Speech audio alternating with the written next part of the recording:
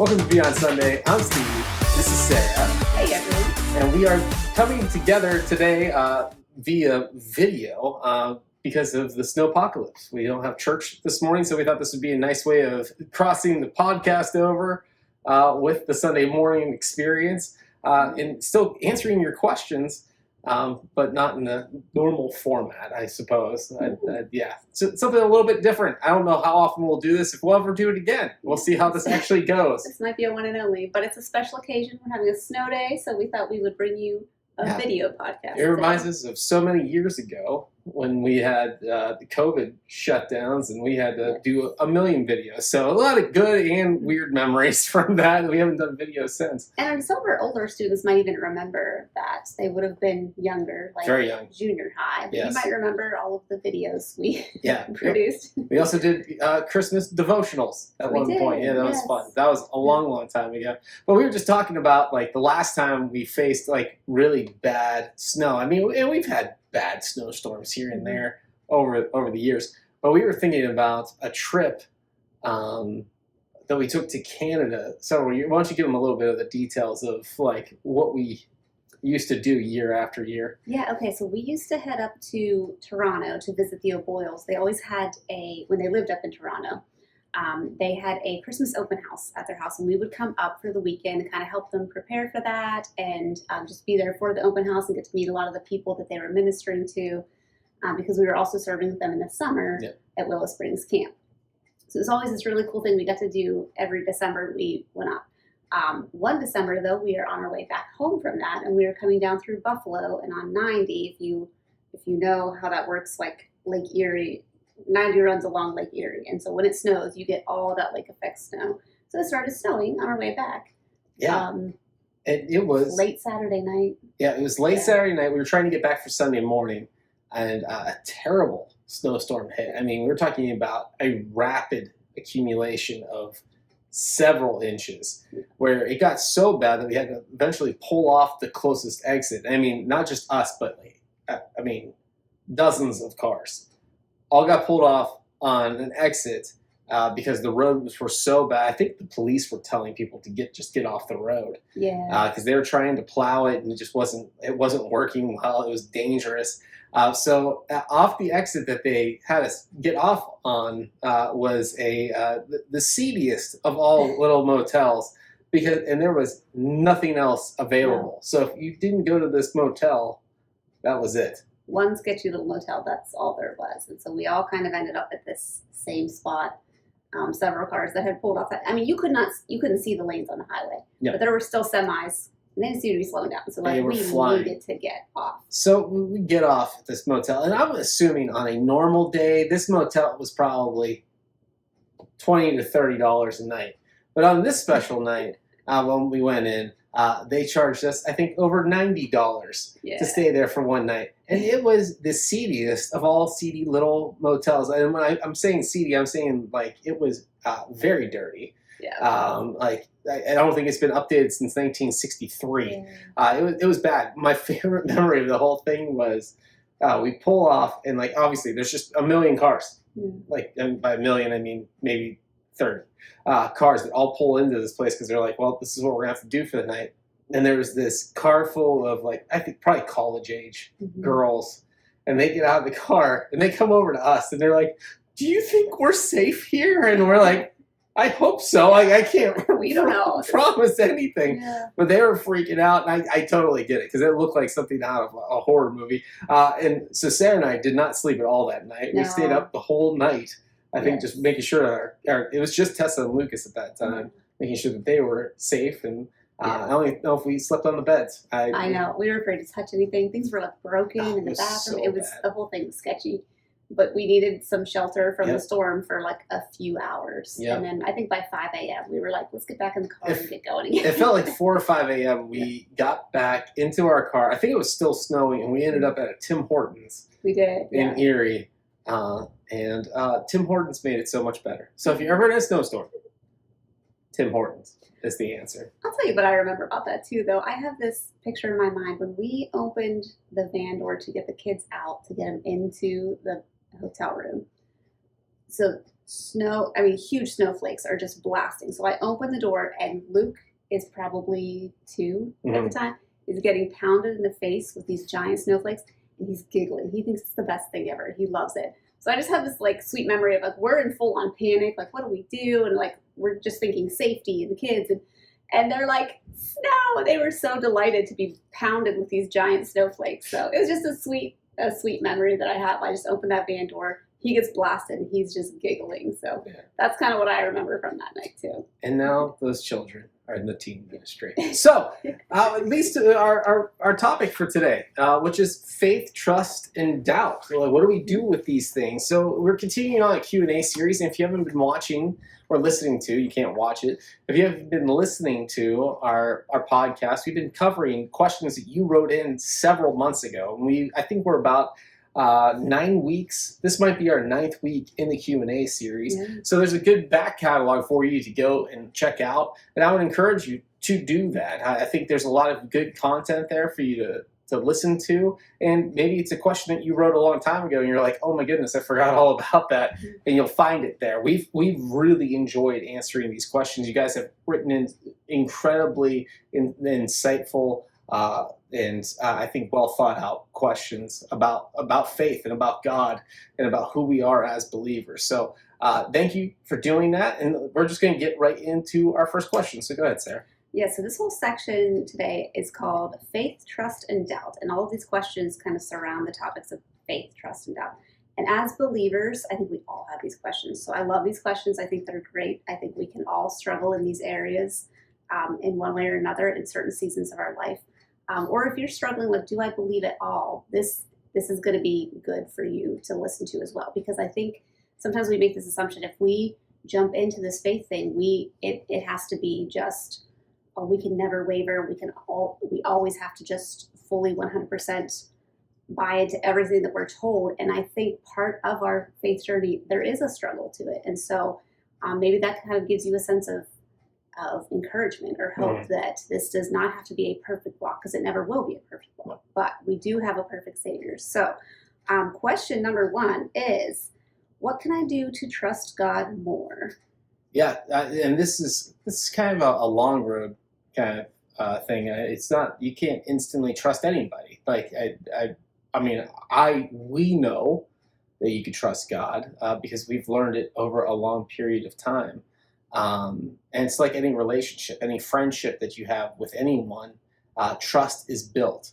The beautiful thing with God is trust is not, I don't think you could really lose trust in God. If you really know God and experience Him, once you've built trust with Him, you'll never lose that trust with Him, unlike human relationships where trust is built and can be broken and very hard to build back to where it originally was. So what can you do to trust God more? I would say this.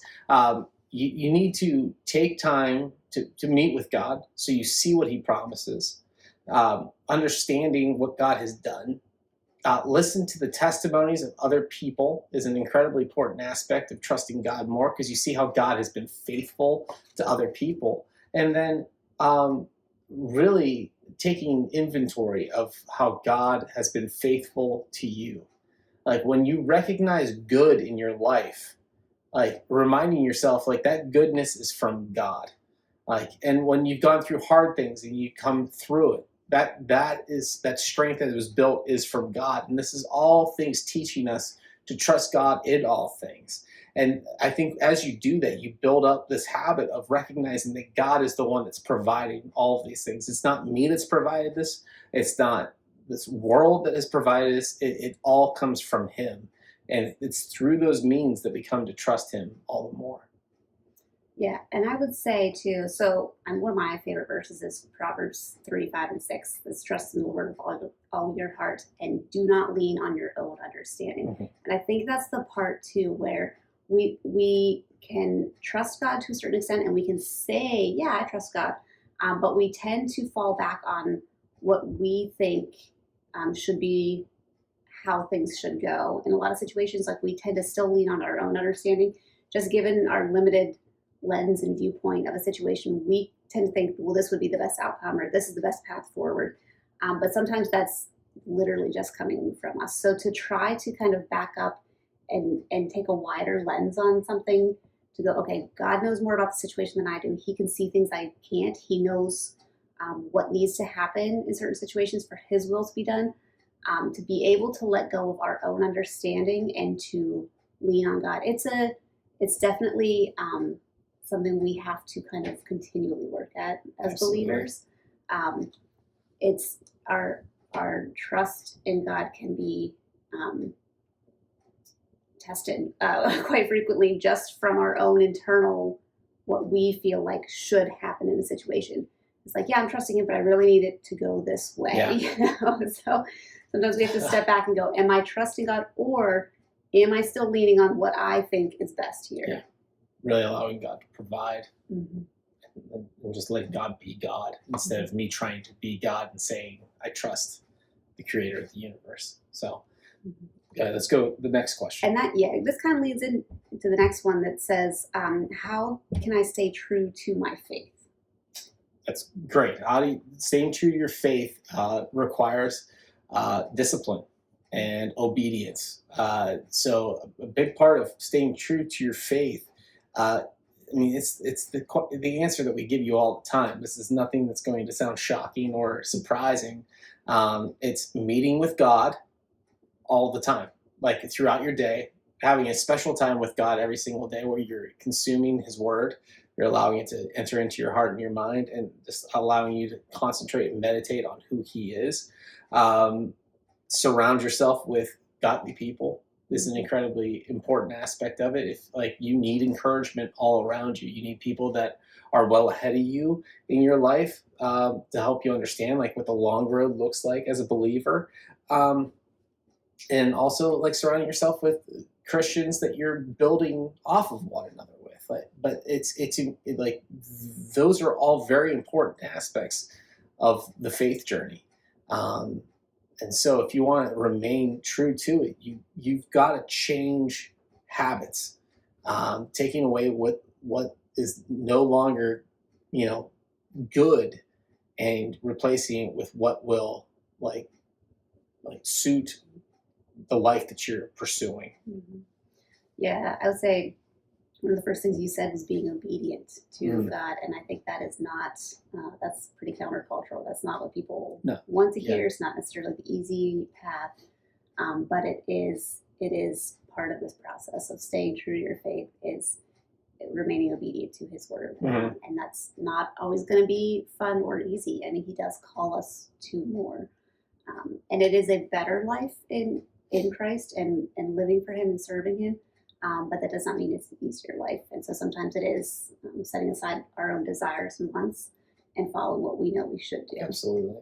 I like Romans 12, verses 1 and 2, I think really set the stage for our life as a believer. It's my favorite passage in the entire Bible, but it's talking about, first in Romans 12:1, it's talking about we are to live our lives as a living sacrifice that's holy and pleasing to God. That means a living sacrifice means I am letting go of my wants and desires to do as God calls me to. So that's step one of living out my faith and being true to my faith, is sacrificing what I want for what God desires for me. That's part of what Sarah was just saying with the obedience aspect of it. And then verse 2 is all about not being conformed to this world, but being transformed by the renewing of your mind. That means I am not going to do what the world tells me to do, just like you were saying, but I'm going to be transformed. I'm going to conform to what is truly good. That is what God has given to me. So to remain truthful to your faith requires transformation. That's transformation that the Holy Spirit does within your heart and within your life. But it's filling yourself with good stuff that helps you remain true to your faith. One of the experiments that I'm doing this year, because I ebb and flow with this all the time. I think in another episode we talked about the things that we fill ourselves with as far as music is concerned. But I started at the beginning of this year, not just my Bible reading plan, brand new Bible reading plan that I listen to every single day, and I've really gotten a lot of enjoyment out of. If you haven't started a Bible reading plan yet, I would encourage you. I think I'm 21 or 22 days into it, which is awesome because I got through Job. but on top of that, instead of listening to the music that I'm comfortable with, I've been listening to worship music, and just Christian music from when I was kind of coming into my faith, uh, you know, almost 20 years ago. I'm not super big into the current music, but that's just what old men do all the time. But I love the music that like kind of was there when I was growing in my faith. And what I realized is that has also like helped me keep focused on what's most important, like praising God in everything. So it's shifting the things that you're comfortable with to the things that maybe it's not what you want, but it's definitely what you need and should be putting into your life. Hmm. So, Which I think is a perfect lead into the next question. okay. Which says, how do I reject worldliness? Yeah, you choose what God has for you over what the world has for you, every day in every circumstance, no matter what you're facing, no matter what consequence that choice might bring. And by consequence, I mean maybe people reject you, maybe people don't like you the same way that they used to, but you know you're doing what God is asking of you. Like that, that's what you do. Like to remove worldliness. I don't want to be like the world, so you do as God desires for you in all circumstances. So if like your friends are talking about something that you don't like think is appropriate, you don't talk about it. Like you make that choice. You don't have to like be like, you guys are bad people for doing this or whatever. You don't have to be like that. You can say, hey guys, I really don't think this is appropriate. You can be a good example, but it's about letting go of what was once comfortable and moving into what might be uncomfortable for a season.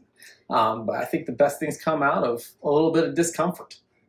And what if the worldly things are very tempting, or they're seemingly harmless, but I really like this type of music. Yeah, they occasionally swear, they talk about things that I don't really agree with. Like, then I'm kind of playing the student who's going to challenge you. You got to recognize the tactics of the enemy, and this is exactly what he will do. She plays devil's advocate, like that's exactly what it is. It's like, this isn't that big of a deal. Yeah.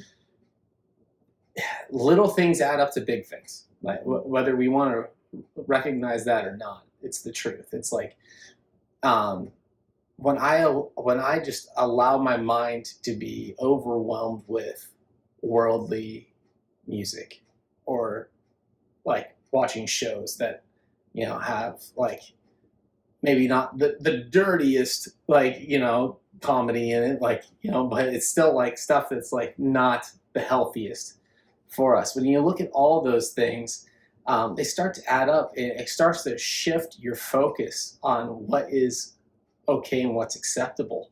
And that's why we see so many Christians that are like kind of like, well, that's not that big of a deal, but it should be a bigger deal, because I mean, Christ's sacrifice for us was for these sinful ways, but it's become so commonplace, and we've become so accepting of it that it's like, well, it's not that big of a deal. I think once you start separating yourself from those things, and you start like really seeing how good godly things are, you'll no longer desire what once was there. And I'm like, I've gone through this over and over and over again in my life, where it's like I fill myself with the good stuff, and I'm like, I could see all the stuff that's unnecessary, and I could recognize it and understand, like, man, I understand why this is not good for me, because it fills my mind with thoughts that are not holy. But then you're like, well, listen to like a couple songs here and there isn't that big of a deal. Watching this movie is not that big of a deal, and then that snowball that starts off so small just rolls and rolls and rolls, and pretty soon you're like, everything's fine again, and you're comfortable with it. And it's just not what God desires for us. So it starts with the small things, being like, I'm not going to listen to that. I've had to go through this a million times, where it's like rejecting the music that I grew up on and enjoyed and inspired me to be a lot of who I am, even no more. And I think that's the only way forward in a world that like wants you to be distracted by these little things that don't seem like a big deal. Yeah, and I think, we had just listened to a podcast recently where they had kind of issued this challenge of for 30 days, you cut out anything that you are taking in, any sort of content you are taking in that is not edifying or encouraging you in your faith, or building you up in your faith. If it's not doing that, take it out just for 30 days and just see what happens. Watch your mindset shift, because I think it's so subtle. Even maybe you don't watch movies with, content that you shouldn't, or maybe it's not like a music or movies or that kind of thing. But maybe you're scrolling and you keep seeing like this is what you need to be happier. You should have this item, or you should be doing this thing. And like a lot of these little ideas are slowly slipping in your mind. Like, this is what your relationship should look like. Yeah. This would make you happier. Like all these worldly ideas do get ingrained in your mind, especially if you see them again and again and again. And if you are on your phone seeing these things, or it's on the TV or the tablet or whatever it is that you are taking in and absorbing, you don't realize how much that's building up in the back of your mind. Like, yeah, we should be pursuing these things. We do need these things. Like, I do deserve that. If you take all that out and focus on nothing but things that build you up in your faith, you'll see your own mindset shift. And so that, I forget who even said that, but they said for 30 days, just try it and just watch how you stop caring about those things that you thought were so important, because it's not being fed to you constantly. Yeah, it's probably Kyle Edelman. That's that's my primary influence. I feel like that's something he said in the message. Could have been. I don't remember. You should be watching Kyle Edelman too. No, but it made me think of this. 1 John 2 verse 15 says, "Do not love this world nor the things it offers you. For when you love the world, you do not have the love of the Father in you. For the world offers only a craving for physical pleasure, a craving for everything we see, and a pride in our achievements and possessions. These are not from the Father, but they are from the world. And the world is fading away along with everything that people crave. But anyone who does what pleases God will live forever." If that doesn't sum up everything that we were just talking about, why should I reject it? Because it's empty calories, right? Like the things of this world are not adding up to anything. They're not fueling us. It's not giving us any of the nutrients that we actually need as a believer. We need what God has for us. It's the better option. It's like when we're at the table and you got the vegetables in front of you, but man, pizza is so good. It's like, yeah, that's great, but that's garbage in comparison to what this offers me. So sometimes it is a matter of like, I know I have a craving for this, but what's actually going to fuel me and fill me and make me feel like the way that God wants me to feel is accepting the things that sometimes it takes a longer time to recognize that this is better for me. Yes. Absolutely. Okay, so continuing on. The next one is actually a two-part question. Yay! I love two-parters. Is it okay to question God? And is there a certain way to pray? Is it okay to question God? Yes. I think God likes when we question Him. Now, I don't think we should be in the habit of everything with God comes down to reverence. That means like respecting God for who He is. So I don't think we should ever be like dogging on God, or we're like mocking Him or anything. But like questioning things, I think also helps. Like when we question God, we are also recognizing that He exists, that He is in this, and that we're struggling to understand His ways. And listen, there is a lot of mystery to what God does, and so often we hate mystery because it's not clear-cut answers. But I think that's the beauty of God, that we don't fully get to understand Him, why He does what He does, why He doesn't do what we want Him to do at times. Like that is the profound mystery that even Paul speaks about in his writings. So many of his writings, like the profound mystery of God and how He operates. So yeah, please, you should cry out to God, ask Him why, but ask Him for understanding and for peace in it as well. And He'll provide that for you too. And there's so many distinct moments in my life, and they are like some of the most memorable moments of my life where I questioned God on something and He showed up He gave me peace where there should be no peace. And I'm not going to lie, it's painful sometimes, but this life is not supposed to be comfortable. I mean, if you really get into the scriptures and get into the Genesis account, I mean, our lives were almost like instantly made to be a little bit uncomfortable from original sin, and that's the world that we live in, a sinful world. But God promises us eternity with Him that is in perfect peace. That's no longer what this world is. So yeah, cry out to God, and He'll help you understand. Like, yeah, this world is difficult, but I'm in it with you. I'm strengthening you, and I'm making you into a better person as you go through these things. And I would say this, and my encouragement to you is, don't give up. There's been several moments, I would say, in my own life. I'm sure Sarah would say the same thing if I ever stopped talking, let her speak. It's like you do just want to give up. You want to throw your hands up in the air and be like, you know what, God, this is too hard. But I'm grateful that He has always shown me His goodness and His love and His mercy and His grace. I mean, buzzwords that we throw around the church all the time, but there's a great truth to it. Like, God is good. And I've come to recognize that over and over and over again in my life. I mean, is there anything you want to say to that? Just the example that primarily David, but a lot of, in the Old Testament, we see a lot of that, but David in the Psalms is just like crying out to God and like, how long, oh Lord, and why, God? And like, so he is in that same situation. It's almost teaching us how to do that, but the whole point is he takes all that, those are cries out to God. He's not rejecting him or walking away from him. He is taking his questions, his complaints, his sorrows to the Lord, and that's what it's teaching us to do as well. Obviously God knows, like, we are going to struggle with things in this world, but He wants us to take our struggles to Him, and that's the whole point. So yes, we're going to have questions in our faith, but let's take those questions to the Lord. Yeah, and in that, it goes along with the question: is there a certain way to pray?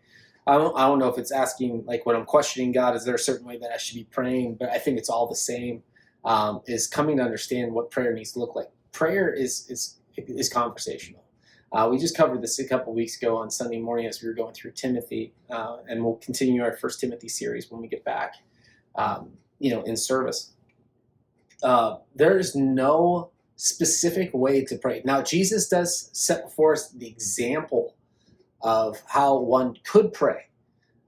So we know the what we would call today. I mean, not today, but we've called it this for probably a couple thousand years. But call it the Our Father prayer, like Our Father who is in heaven. I mean, if you know the KJV version, who art in heaven, hallowed be thy name, thy kingdom come, thy will be done on earth as it is in heaven. Give us this day our daily bread. Forgive us our trespasses as we forgive those who trespass against us. And lead us not into temptation, but deliver us from evil.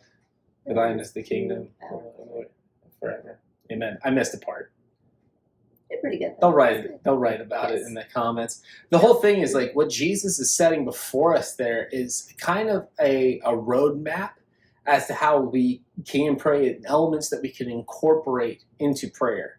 Like, I think I missed the part about Thanksgiving. But the first thing is, like, always recognizing God's place in our lives. Like, He is above all things. And I think continually lifting that prayer up to Him, not in a way it's like we're trying to, we're not trying to schmooze God or anything into thinking that, but a genuineness in our heart of, like, recognizing, hey, God is above me. Like, that goes back to the whole thing about reverence. Like, we revere Him, we put Him in the place that He deserves to be in. We thank Him.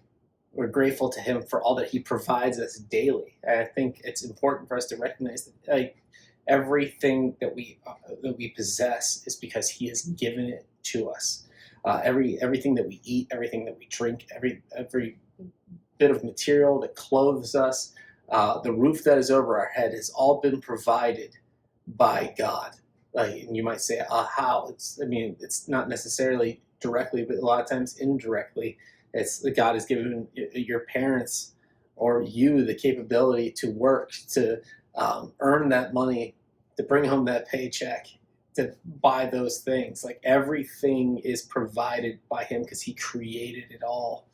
And like asking, in those prayers, asking God to forgive you, forgive those who have hurt you, and to be led away from temptation, like the things that come against us all the time, those little temptations that sink down in, or like we things that we desperately desire but are not good for us, like helping God to rebuke the enemy so that we can remove it from our lives and not allow it to overtake us and fall into it. So but as far as your daily prayers are concerned, you could mix all those different elements into every single prayer. But I think the biggest thing is taking time to have a conversation with God. Like we have intercessory prayers, that's where we pray for other people. We just pray and have conversation with God. We have prayers of thanksgiving and just thank him for all that he's provided. And the list just goes on and on and on. But I like this. Psalm 62:8 says, "Pour out your heart before him. God is a refuge for us." Like, you need to see God as your safe harbor. Like when you go through a really rough day, and as you go through that day, and you're like, man, everything is just coming against me. Everybody's against me. The world is just an awful place. See God as your refuge. He's your strength. He's the one that's going to provide you what you need in that. So just pour your heart out to him right in that moment. Don't wait. If you need to, ask somebody else to pray for you. I think it's an important thing. Like it's an honor to pray for somebody else. It's an honor to be asked sometimes to pray for somebody else. So do it. Okay. I talked for too long. You're fine. The next two kind of go together, and they're similar. They kind of build off the last one. It says, "Is it okay to doubt God or your belief at times?" Mm.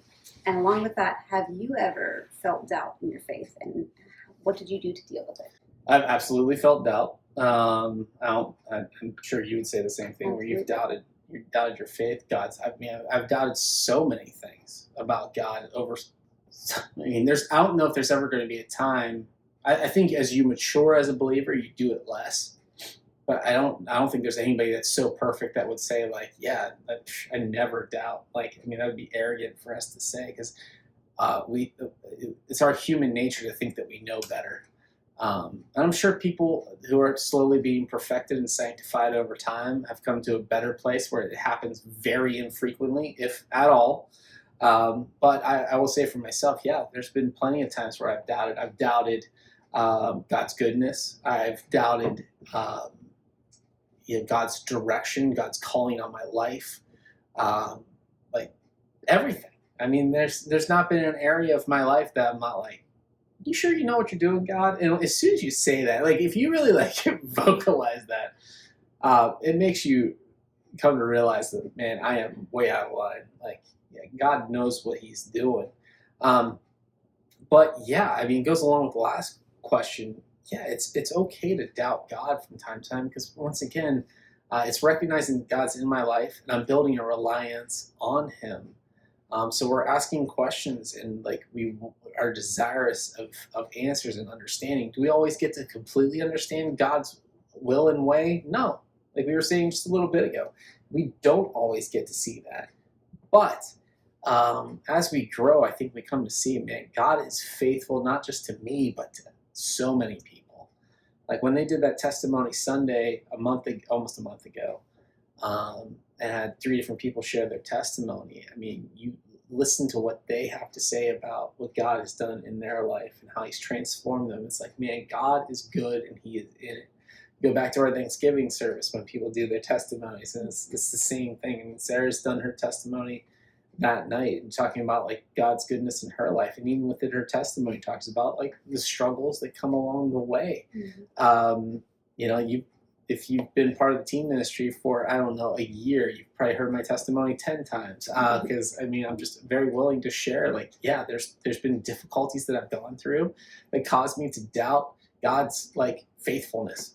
But he's always shown up, and I've been blessed by it. Like even in my darkest of dark valleys in my life, God has shown up. So I think, yeah, it is part of the walk. I mean, there's examples of it. I mean, people crying out to God, asking why He does what He does. And, I think Jeremiah is a pretty good example of that. If you wanna, it's a tougher read because I mean, we're talking about a time in Israel's history where they've once again lost everything, and Jeremiah is a faithful servant of God.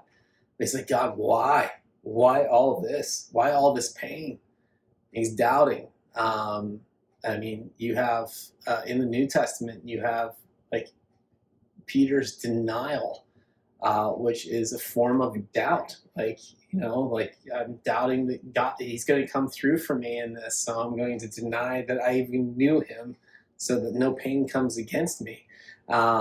It's Thomas too in the New Testament. I mean, it gets the awful nickname Doubting Thomas. Yeah. That's not a nickname that you want for throughout all of history to be known as Doubting Thomas. But it's all the same. Like, people throughout all of history have doubted God, and when you are doubting Him, what are you doing? Are you meeting with Him more? Are you drawing away? The enemy wants you to draw away. He wants you that doubt, that little seed of doubt to be planted there and grow into something that blocks your ability to meet with God, your desire to meet with God. And it's all a lie. It's all a lie. God's goodness is good. It's true. It's real. What the enemy has for you and what this world has for you is deception. It's all a lie. It's all things that are going to amount to nothing, because it's going to tell you that you'll find pleasure in all these things. You'll find pleasure in relationships, whether those are romantic or just like friendly conversations, in material possessions, in your jobs, in status and power. And all those things are going to leave you wanting more and feeling hopeless. God always inspires hope. I feel like I missed part of the question. What was that? I mean, you covered that you felt doubt in your faith and what you do to deal with it. Mm-hmm. Is it okay to doubt? And yes, we gave several examples, and one of my favorites is in Mark chapter 9, the father that brings his son to Jesus for healing. Mm-hmm. He said, if you can, heal him. And Jesus is kind of like, if I can, like all things are possible for one who believes. Mm-hmm. And the father goes, I do believe, but help my unbelief. Oh, I love that. He's acknowledging, like, I believe, and he's desperate. And so you see some transparency from him in that desperation, like, please help my son. And I do believe, but I'm also doubting. I'm struggling here, and help my unbelief. So I love that line, because even in our toughest moments where things are just real and raw and we are desperate, he's acknowledging there's a part of me that is struggling to believe here. So help me with that. So I love that one, just because it's like, that's when you get down to the nitty gritty of our faith and relying on God. I think that's a picture of it right there, So it's easy to have that solid faith when things are going well and things start to get shaky, and then we start to waver, So. But I've found that becoming part of my prayer is that very line is, God, I believe, help my unbelief. Mm-hmm. I'm struggling. Mm-hmm. And maybe that needs to be part of your prayer as well. Help me in my unbelief. I'm struggling. I do believe that you are good. I've seen your goodness. I've seen your faithfulness. But help me as I waver. And I think God is faithful, again, in that. And shows you that He's right there with you. So I think last one. Yes, last question for today. What can you do when you don't feel close to God? Like any relationship, it's all a matter of the effort that you put in to getting close again. Like Sarah and I can run in two different directions sometimes. We're very busy people. And like I feel like she's busier sometimes than I am with work, with kids, everything. And so it's, for us, it's like sometimes I have to stop and like, hey, let's have a date night. Let's have a movie night, like whatever, just so the two of us can hang out. And they catch up, have conversations. I mean, almost every single day we like always catch up on our day and talk about like everything that's gone on throughout our day, our struggles and our victories and all that fun stuff. And so it's a matter about, my favorite word in the whole world is intentionality. If you are not intentional about meeting with God, you will not feel close to Him. So it's all a matter of like, if I feel distant from God, because here's the thing, God's close to you. He's not pulling away. He's just waiting for you to recognize how close he is to you. And so if you're feeling distant, it always comes back to the same things. We're missing the fundamentals of our faith, which is my daily quiet time with him.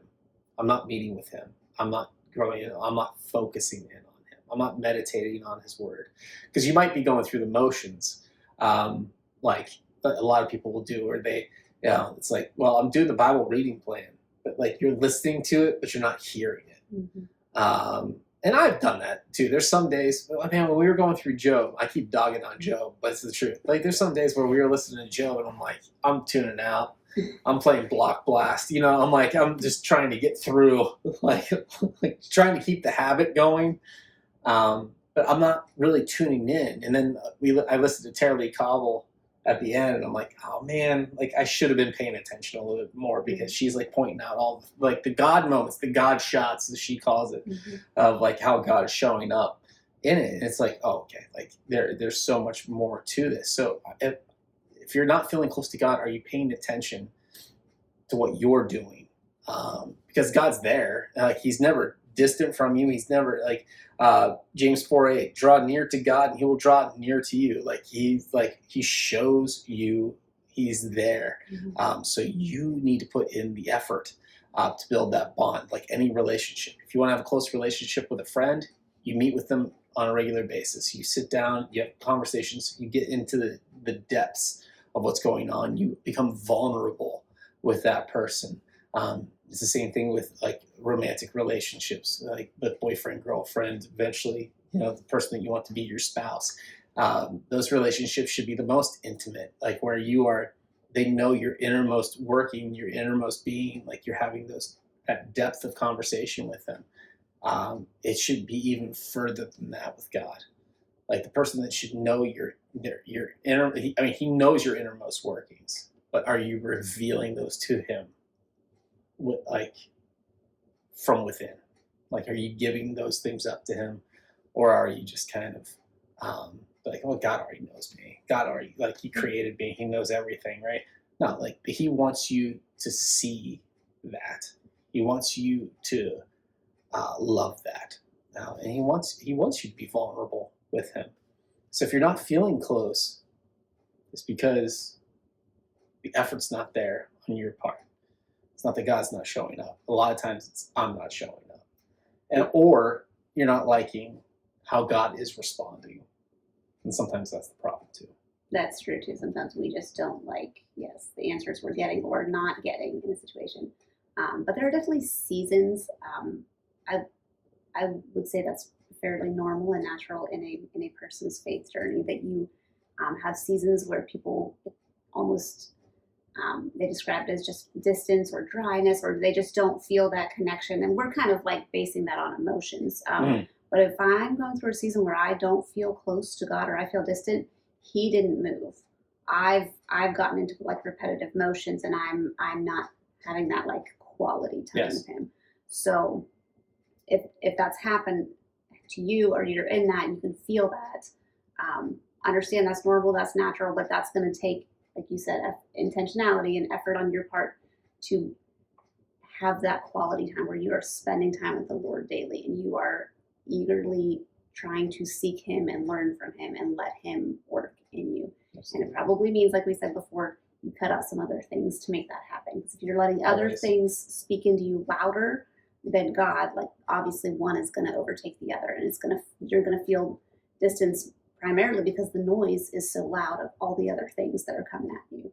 So you got to sometimes turn that way down or cut it out completely, and be very intentional and focused about your time. Absolutely. With the Lord.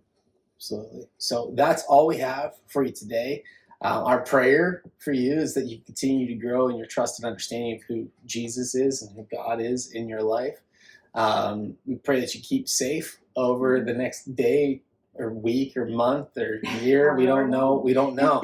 Is this the next ice age? We have no idea. It's not. Like, it's probably just going to be a few days of a lot of snow, but stay safe, stay warm. And we look forward to being back with you. We're excited about all the things that are coming up in the teen ministry. I hate to do announcements on a video that's going to be out there for a long time, but maybe it's worth reminding you a couple things. First off, Canada is coming up. We were supposed to have interest meeting signups and start talking about when we're going to meet for that. That will start next week. So February 1st, we'll have that sign up, and probably on the 8th, which is going to be the Everything Day, because that's also Urban Air Day now. We'll also probably meet in between services with your parents to talk about what that trip is going to look like. And I think that's pretty much. We also have baptism coming up on the 8th as well. So if that's something that's been on your heart lately. Everything Sunday. Yes, in on February. Everything Sunday. It's also the Super Bowl. The big game. I don't know if we're allowed to say Super Bowl. And then the Equipped Conference is coming up on March 7th. And that is an amazing experience. If you didn't go with us last year, I felt like that was an incredible day spent with just us focusing in on some areas where we could focus in on God, take some breakouts that help us grow in our faith in areas that interest us. And then just also have a lot of fun. They provide a meal for us. There's games, there's prizes. I think last year one of our students went home with a Switch, a Nintendo Switch. Yeah. So yeah, it's a well worth your time, and it's not that expensive. It's $20 for you, $15 for a friend or a family member. We would just encourage you to come out and be part of that. So I'm Steve. I'm Sarah. Thank you for joining us Beyond Sunday. We will see you next time. Bye.